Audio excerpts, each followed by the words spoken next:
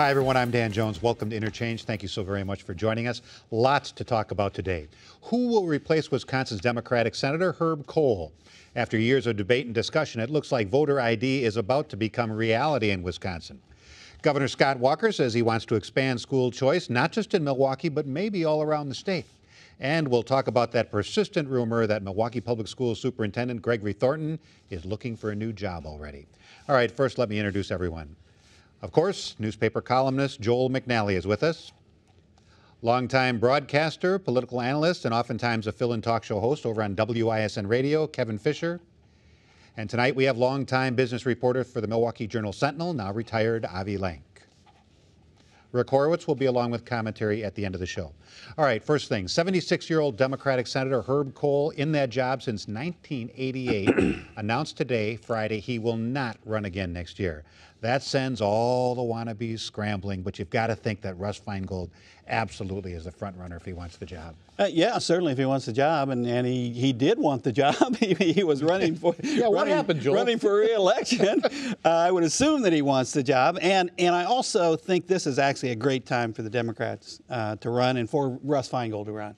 I think there was a lot of assumption in his re-election, particularly since he was running against someone no one ever heard of before, and just happened to be a millionaire that had a ton of money to put on television.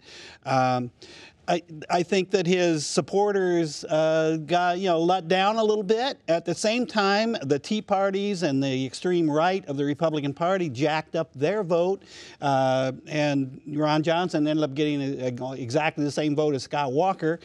Now, fortunately for the Democrats, Scott Walker has kind of poisoned the well for that Republican triumph. So I think 2012 is going to be a great year for Democrats in Wisconsin.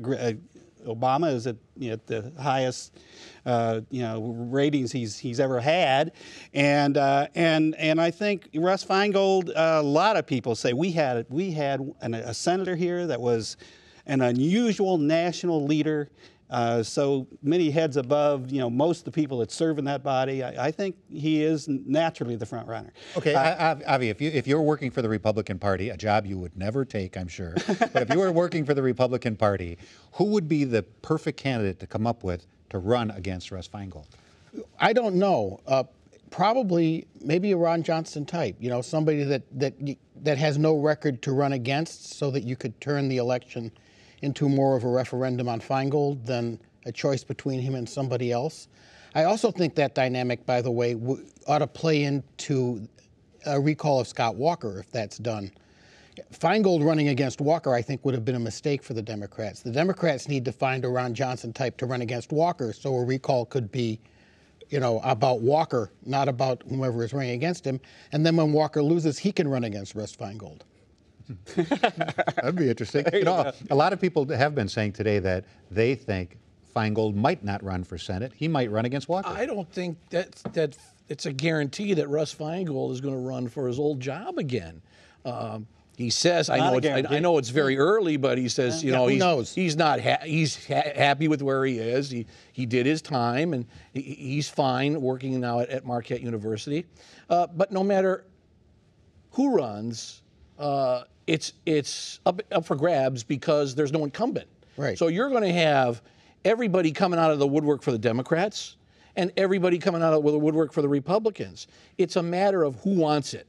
Everybody's probably feeling the waters now, although I think that this doesn't come as a surprise. I think some people have probably been planning for this because there was the feeling in the back of people's minds that he's in his mid-70s. Right. He's going to be 78 when he runs again, if he runs again. He probably is not going to. So some people have been, I think, planning this. So it will be a mad scramble. And I don't think it's a guarantee that Russ Feingold gets in the race.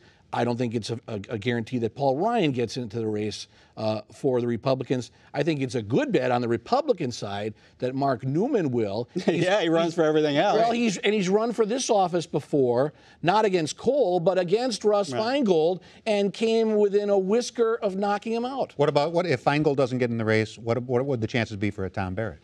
Well, I don't think so. I don't think that's. I mean, who knows what the mayor wants to do? I don't think he'd be the strongest candidate the Democrats could put forward. And whether he wants to go back to Washington, I I bet not. I think he would have ran if he hadn't just run a statewide race. Right. You know, I think coming out of Congress and serving as mayor for a while, if he knew that for sure that Herb Kohl's seat was going to open up, and we know that he didn't particularly want to run for governor, and he was kind of pulled into it by the Democrats and talked into it. Right. I think he might have preferred to have waited and run a statewide race for the Senate. But having just lost the governor's race and to start immediately another statewide race, I think would be hard for him. You know, he went through a lot, and he worked hard, and he did a great job of turning out Milwaukee County, but had problems in other parts of the state. Paul Ryan, I think at one point thought he was geared up to run whenever Herb Kohl didn't run.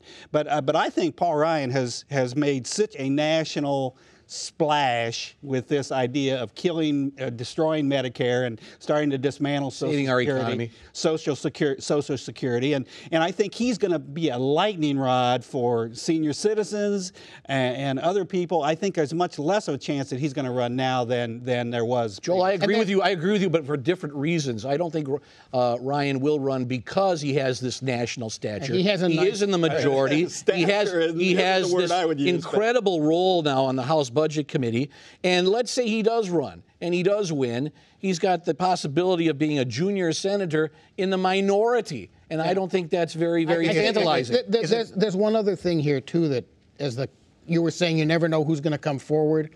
I mean, Tommy Thompson. Everybody's going to come forward. But you never know who's going to. But who's going to emerge. But there's something else about that, which is that if indeed there is a recall for the governor, any well, wait a minute. Any sitting politician, any sitting Democrat, you know, any one member of Congress could run for that as a free pass, because they wouldn't have to get out of, you know, it would be the middle of their term. So they don't have to give up this. You know, if Ryan were to run for senator, he's got to give up what is probably a fairly comfortable seat, you know, in the first district. There. So you might want to see who decides that they're going to challenge Walker and see how that shakes out. I think it's a question of who's not going to run. You're going to have state senators run. You're going to have state representatives run. You're going to have members of Congress run. Yeah. You're going to have maybe the AG run. I think everybody sees this and goes, wow, I might have a shot at this. All right. We'll move on to the next topic. After years of debate, it looks like Wisconsin is finally going to pass legislation which will require people to show an ID if they want to vote. Now, we've argued about this for years, about whether it's a good thing or a bad thing. So let's concentrate now on how you think, if this does go through, how will this affect elections in Wisconsin? Well, there's no question it'll go through, and it'll make problems for elections in Wisconsin. It'll make problems that we don't know yet what all they're going to be. The first thing that happened in Indiana when they passed such a law was turning a bunch of nuns away from the polls who didn't have photo IDs and weren't allowed to vote. You know, there are people this affects that have never been really taken into consideration. It's parts of the way that the Republicans who have taken over this administration in both the legislature and Scott Walker's office are really doing the Democrats a favor by doing everything in the worst possible way. It is so clear. Why would they not accept student IDs, photo IDs of students attending colleges in Wisconsin to allow them to vote? It is so clear that they're intentionally trying to disenfranchise as many young voters as possible, because young voters tend to vote more for Democrats than Republicans. Yeah, but if I'm not mistaken, though, didn't they say they were concerned about accepting college IDs because on the college IDs is the student's address listed, and they were worried about the safety. Oh, no, because it isn't on the ID now, and they want it to be on the ID they accept. Put it on there. And they're intentionally writing these things to push people out of voting who should have a right to vote. And we're going to find out when it passes, and it will pass because the Republicans are in control, just how horrendous this is for people all over the state, people who don't even know it's going to affect them now. Avi, you're not crazy about the idea of voter ID, at least not the way it's been passed in Wisconsin. That's right. You notice this bill also says, and even before they require the voter ID next year, when you vote after it passed, you're going to have to sign a register that you voted. I think that's totally sufficient, especially if the register is there to compare the signature with that you signed when you registered to vote. That's enough because then you can tell if it's the same person. They don't care. They don't care about that. Joel, I know that. I know fraud. that. No, they're committing fraud. I understand that. But if this, by the way, if the idea is that you want to be sure that only eligible voters vote, I know.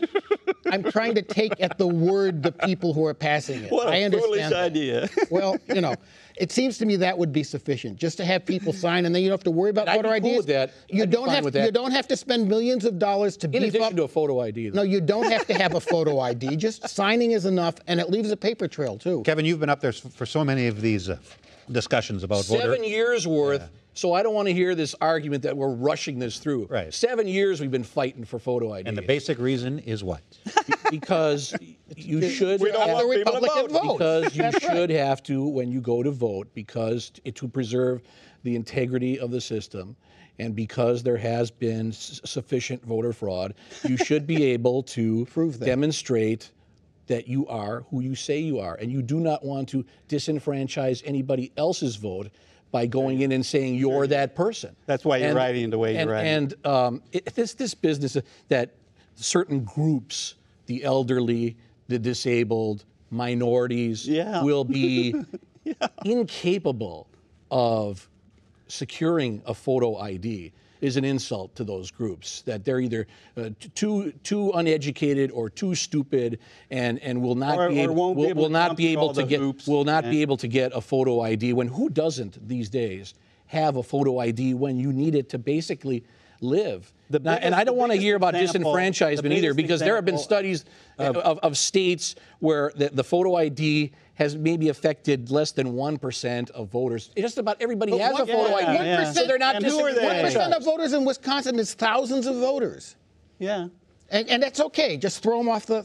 Yeah, I don't want people cheating. The most recent questions about elections were in Waukesha County through the actions of an incompetent, ignorant clerk who thousands of voters in Waukesha County almost didn't get their votes counted. And we talked about that on this program. That's not an issue of fraud. That's an issue of the certification. That's Republicans' concern about whose votes are going to be counted. You can stop fraud without requiring people to jump through the hoop of getting a voter ID. It's not a jumping through a hoop. Yes, it's real simple. It has been stopped. Everybody can get a photo ID. Plus, the biggest argument was, okay, then those poor people are going to have to pay for it. Well, they've even taken care of that. They're going to give you a free one if you're going to whine and cry and say, I can't afford one. Yeah, we don't want there's absolutely no common sense argument against photo ID. In fact, 70 to 80% of the people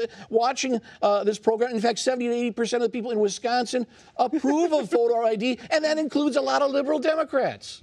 All right, next topic. Governor Scott Walker dropped kind of a bombshell the other day when he announced that he's open to the possibility of expanding the still controversial school choice program, not only in Milwaukee, but around the state. Some say it would force public schools to improve. Others say it would destroy public schools by taking money away from them. Avi, where do you stand on this one? Well, I have always been skeptical of choice in the first place. The latest studies have shown that it doesn't do any better for students than trying to integrate them in the broader society by having everybody attend public schools.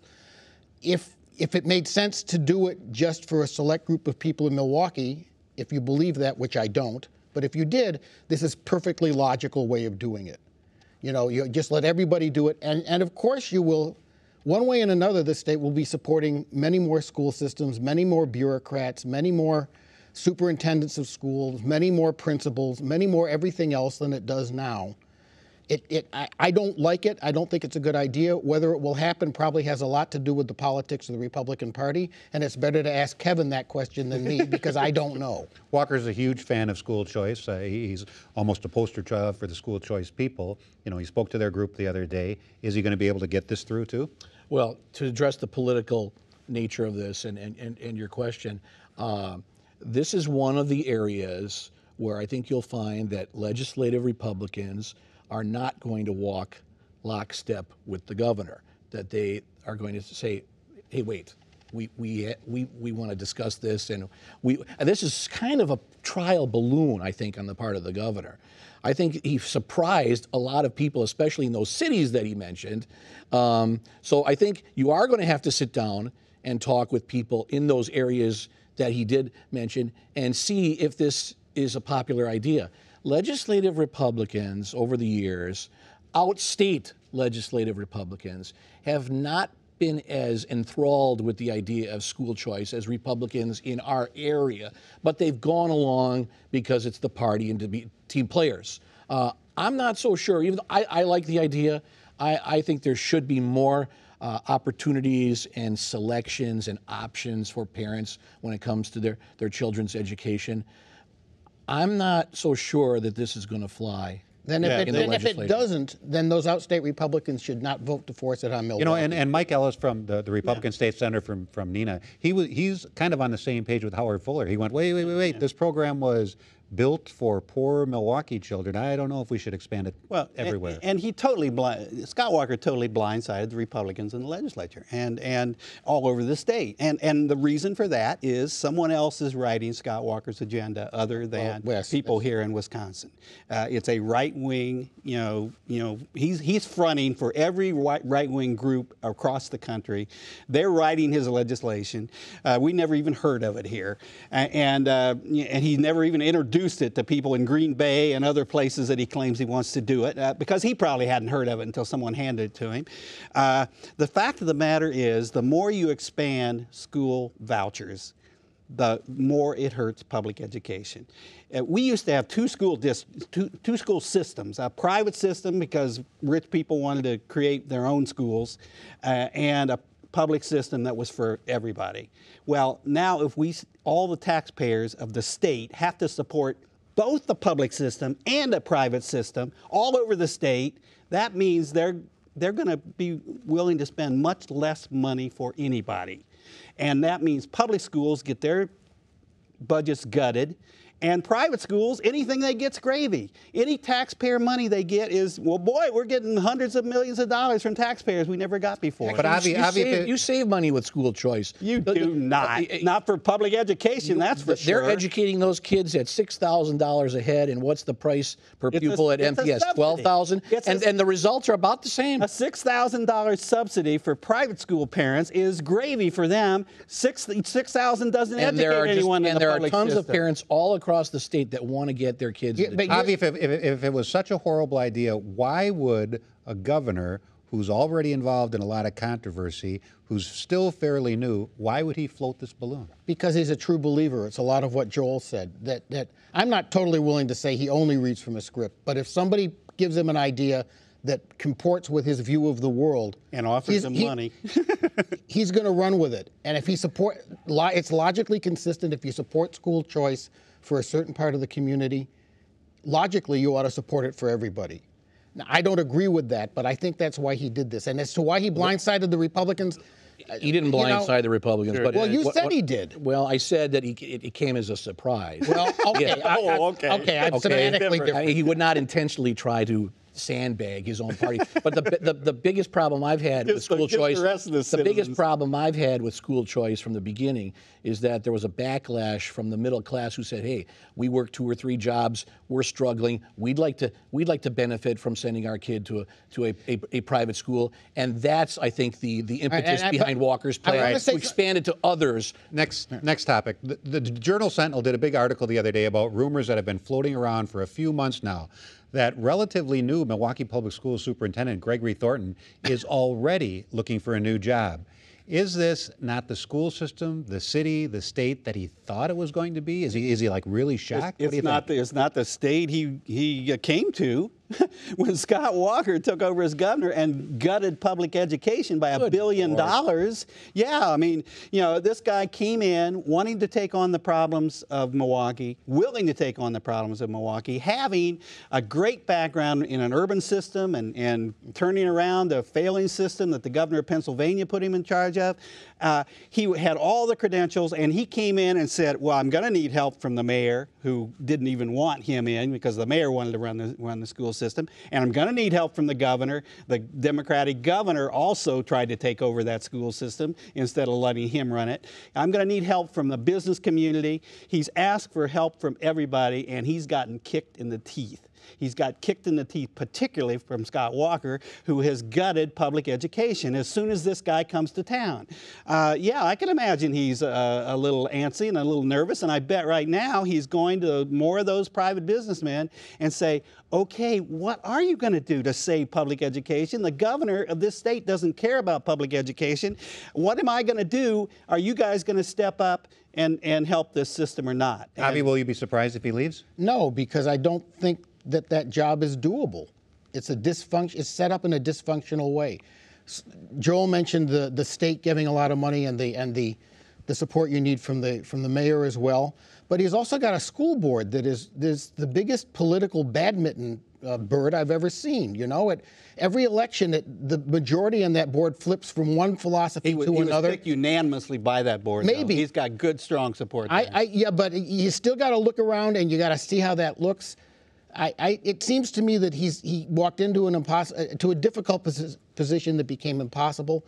And there's two other things about it. One is, it is not unusual for superintendents to move fairly regularly. That's how they build their career. But usually it's 3 years. Their life expectancy isn't much. But you know what? He only signed a 2-year contract. And the second thing is, I've heard some little rumblings that perhaps there's more discussions going on about changing the governance of the school board again, where maybe the governor and the mayor can agree on some way of reforming it that might have a chance actually of being enacted. And if he was aware of something like that, he might say, my contract's up, let me go find greener pastures as well, because it changes the rules under which he was hired. You know, Kevin, we've seen a lot of these superintendents, whether it's Peterkin, McMurrin, yes, Andrikopoulos, whatever. Every time there's a superintendent, everybody goes, I don't know who'd want that job anyway. Well, right. It is a hellacious job. But all these previous superintendents didn't go, wah, wah, wah, wah, wah. It's Scott Walker's fault. It's the school board's fault. It's the business community's fault. It's the mayor's fault. It's Jim Doyle's fault. Did he not know? I mean, this is a sharp guy, presumably. Did he not know that the job of an urban superintendent in this day and age is going to be tough? And when the going gets a little difficult, he wants to get on the first train out of town? I talk with MPS teachers. I talked with them this week. They said, look, if this is your level of dedication to the system, that when things, get a little difficult, that you start, oh my God, putting your house up for sale or getting your resume ready, go, fine, leave, get out of here. Let's get somebody who wants the job. Can they find somebody who wants the job? They pay an astronomical amount. Of course they're going to find someone who wants the job. They can find, and they did find, an excellent educator for Kevin to sit there and insult this man that you know nothing about. You insult Republicans every week on this show. And he didn't attack the governor. I did. I'm explaining the situation that he's in, which I think is horrendous, and the governor has made it even more horrendous. But it's totally insulting for you to attack a professional person like that who has not said anything publicly to complain about this job. I attributed my quotes to him. I said, wah, wah, wah, excuses after excuses right after you laid them out there. I mean, that wasn't supposed to be him going, wah, wah, wah. Did he not know when he came in that he was going into a failing school system, that he was going to be run by a dysfunctional school board? Did he not know this? Did he not know he'd have to listen to you? From Milwaukee back to Madison for just a moment. Is it just your imagination, or is it really true that the more signatures the Democrats collect on those recall petitions, the faster the Republicans in the Capitol keep trying to push through their agenda? Rick Horowitz thinks there might be a connection. Rick. Looking for bargains? Looking for great deals? Well, what are you waiting for? Come on down. Come on down to Beat the Recall Days at your big Wisconsin Law Mart. That's right, it's Beat the Recall Days, and you're the big winner. We may be losing our majority, but we're not losing our nerve. No way. In fact, we're working 24/7 to clear out all our remaining stock of legislation before we have to close our doors. You heard me. Everything must go. Every right-wing proposal in our vast warehouse, every talk radio favorite you've ever wanted to turn into law, now's your chance. Just make us an offer. No dragged out hearing schedules, no wasted time letting the opposition get traction, no siree. We're greasing the wheels for instant deals. Drop in a bill, rubber stamp it in committee, rush it to the floor, pass it, sign it, done, new laws. Think of them as going away presents for our very best customers. You know who you are, and you know you've never seen anything like this. We're talking all makes, all models, expanding school vouchers, opening wetlands to development, deregulating the phone industry, voter ID, concealed carry. That's right, voter ID and concealed carry. We've got them both on the fast track. It's the kind of Wisconsin you've always dreamed about. Harder to vote, easier to shoot. Talk about going out with a bang. Caramba! We're the masters of the momentary mandate, and we're holding nothing back. But don't delay, the clock is ticking, and when our majority's gone, it's gone. So stop what you're doing and hurry on down to Beat the Recall Days, going on right now at your big Wisconsin Law Mart under the big dome in Madison, where the results are radical. Thanks, Rick, and thank you so much for watching. Stay dry. Enjoy the rest of your weekend.